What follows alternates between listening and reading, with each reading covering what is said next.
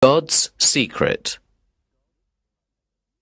It looked like a beautiful palace or a very big hotel. But it wasn't made of stone. It was made of clouds. Immense, milky white clouds.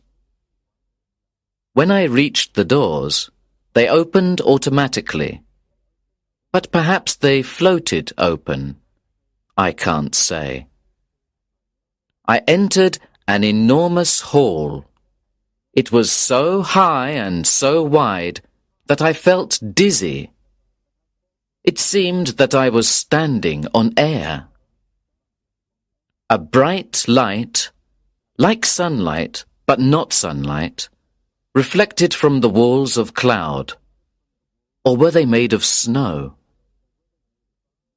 Then, far away on the other side of the hall, I saw somebody behind a large reception desk.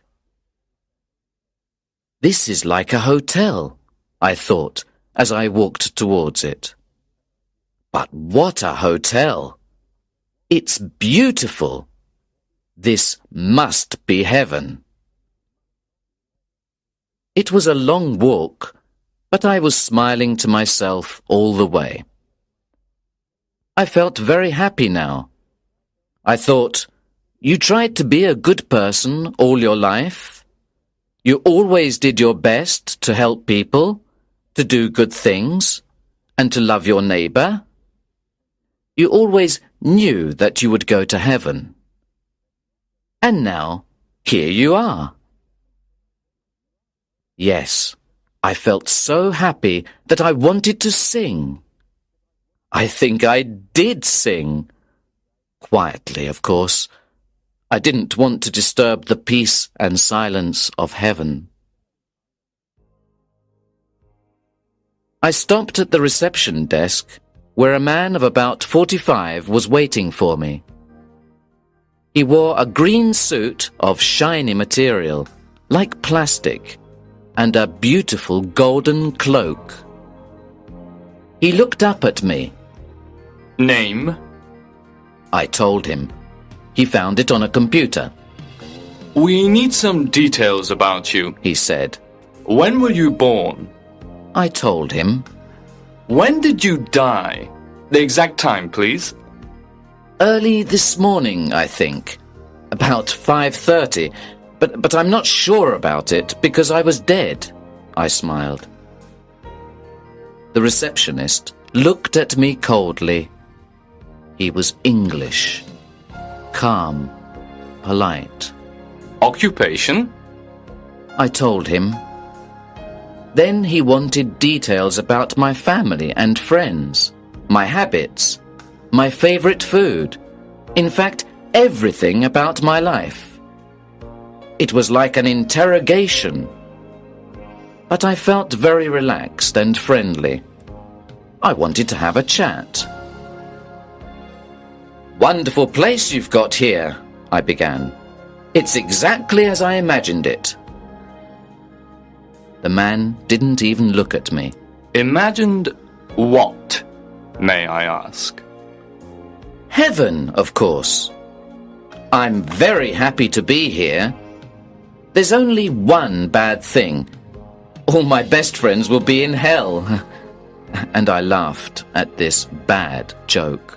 This is not heaven, sir, the man said, very polite but cold. This is only reception. I was shocked. But it must be heaven. Why must it? Because, well, you've heard the details of my life. I mean, I've always been a good man, and if you're good, you'll go to heaven. But if you're... Everybody says that, sir, the man interrupted. I know you all think that on Earth, but we have a different logic here, for practical reasons. Think of the problems if good people always go to heaven and bad people always go to hell. There will be very few people in heaven and too many people in hell. There isn't enough room in hell. So we have a more practical system. Everybody must take his or her chance. Chance? What do you mean? I was beginning to feel a bit frightened. At that moment, the computer buzzed and a piece of paper came out. Here's your reception form, sir. And this is your green card. Go through the doors behind me and walk along the road. You will see two large gates. In front of them are some slot machines.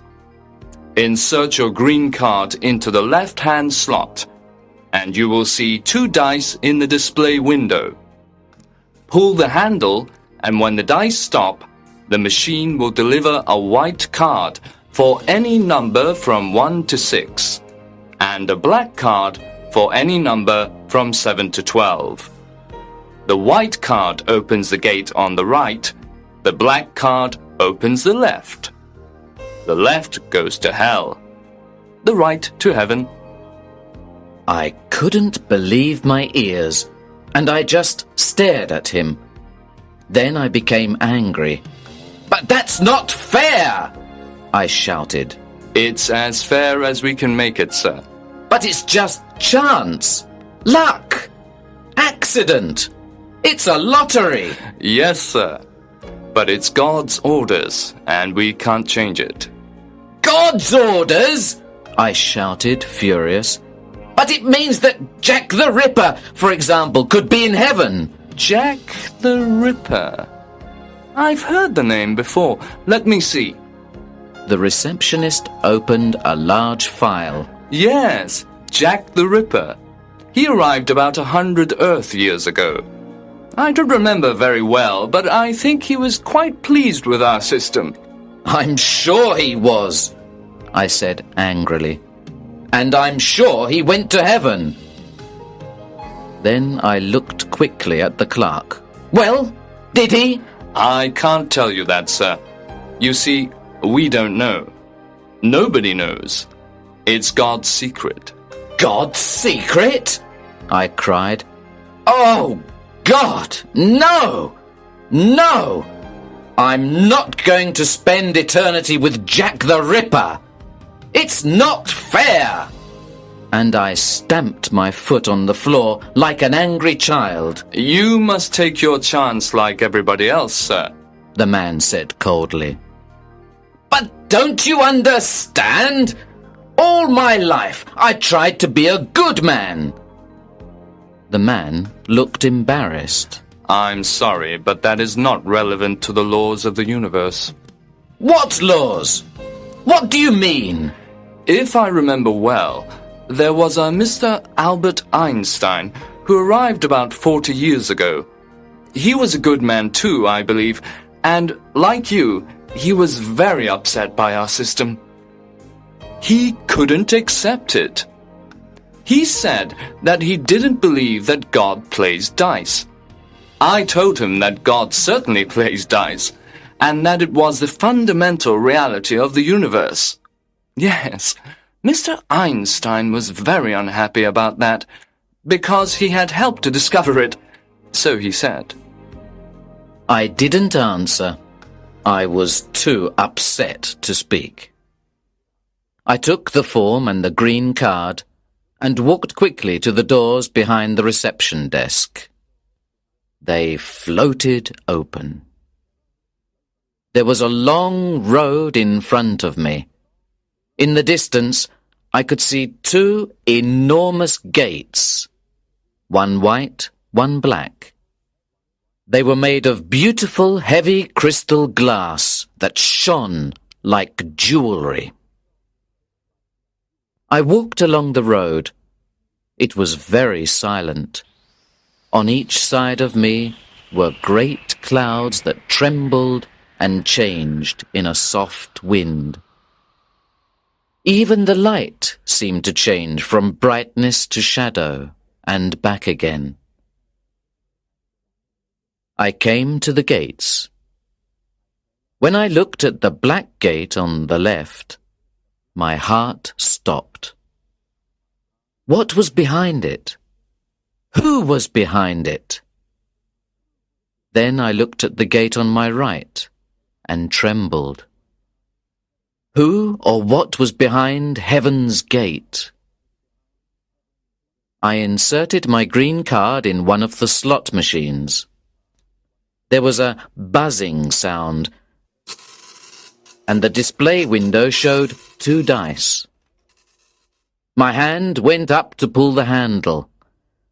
Not yet, not yet, I said to myself. I want to think. I want to sit down and wait a bit. I want to take my time. So I sat on the road and began to talk to myself. Oh, this is terrible. I never smoked. I never drank. I never gambled. I never stole any money. I never hurt anybody. Of course, I was careful about my health, and I looked after my money, like everybody else. I wasn't stupid. But now I could be with thieves, murderers, politicians for the rest of eternity. It's really terrible. And so I sat there and talked like a lunatic. Sometimes I looked at the handle of the slot machine which was waiting for me, and I trembled. Well, it's better to be in heaven, even if Jack the Ripper is there. People say that heaven is a beautiful place. Oh, God, dear God, please let me get a white card. So I prayed for a white card, and after a while I felt much better, more optimistic. I felt that God was on my side. I stood up, walked to the machine, and pulled the handle down quickly. The dice began to spin. I closed my eyes, opened them. The first dice stopped at number 2. My heart beat fast with hope. Then the second dice came. 5. Silence. Then, like a photo from a Polaroid camera, the card came out. It was black. I fainted. When I opened my eyes again, I sat still for a long time. Hot tears filled my eyes. I was going to hell. I knew it. I knew it, I cried. I've always been unlucky. But what could I do? I had to enter the door on the left. I had to go to hell. I inserted my black card into a slot by the gate. As it began to open, a strange, aromatic odour came out. I went into another great hall with a reception desk at the far end. It was a long walk. The walls were made of black smoke and red flames. Behind the desk sat a pretty young blonde woman. She gave me a sweet smile. "Hello, may I have your reception form, please?" she said in a friendly way. I gave her the form, and she typed the information into a computer. "Why do you look so depressed?" she asked with her sweet smile. "You're a lucky man." I laughed bitterly. Lucky? "Here's your room key. She continued. We hope you'll like room 206. You'll find everything in order. Drinks, magazines, a change of clothes, a bottle of wine, and everything necessary for your comfort. There is a reading lounge, a swimming pool, tennis courts, and a card table. We hope that you will enjoy your eternity." I was watching her to see if she was joking behind that sweet smile. "This is hell, is it?" I asked in a sarcastic voice. "That's the official name, yes. but we call it Paradise Regained. I suppose you thought it would be a terrible place, but things have changed a lot. We've made it better. You'll see. Who are we? Oh, there are so many good, kind people here. I can't remember all their names. Let me think.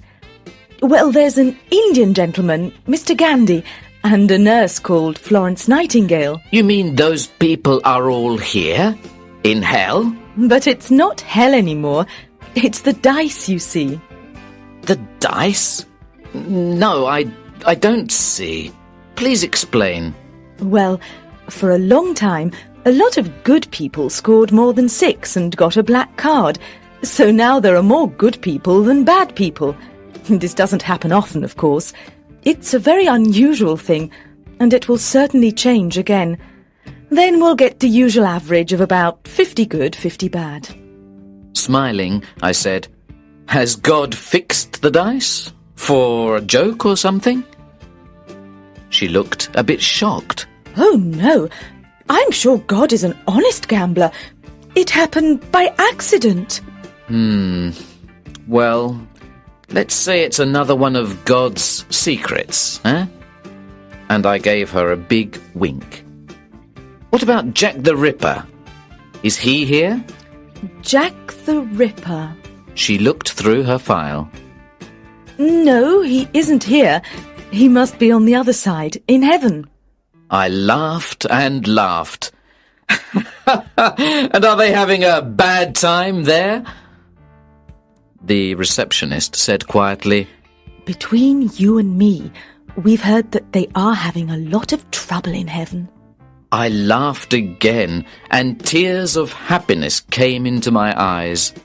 Welcome to Paradise Regained, said the woman with a big, sweet smile. Have a nice eternity. Thank you. This place looks better than Earth. At that moment, an intercom buzzed, and the woman answered. Reception 3 speaking. Can I help you?